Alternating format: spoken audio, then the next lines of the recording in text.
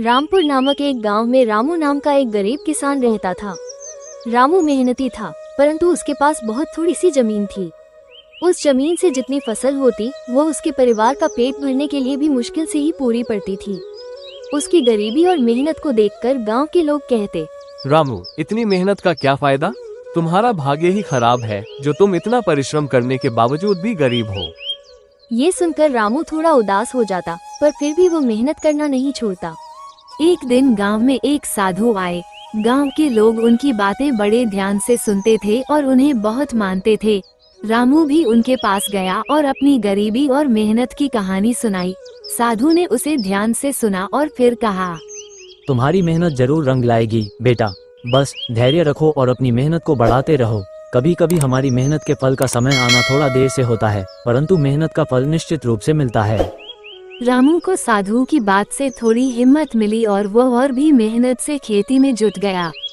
दिन रात मेहनत करता, खेतों में घंटों समय बिताता। समय बीतता गया, लेकिन रामू की स्थिति में कोई खास बदलाव नहीं आया। फिर भी रामू ने अपने परिश्रम को कभी कम नहीं होने दिया।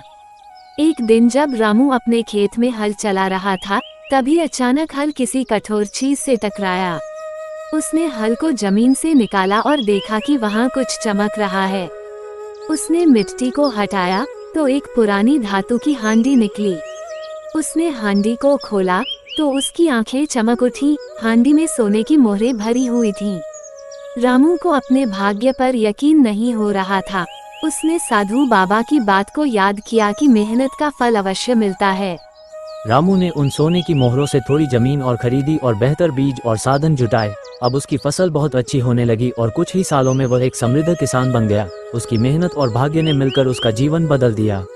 इस घटना के बाद गांव के लोग भी उसकी तारीफ करने लगे और कहने लगे, देखो, मेहनत का फल मिलता ही है, बस धैर्य रखना जरूरी है।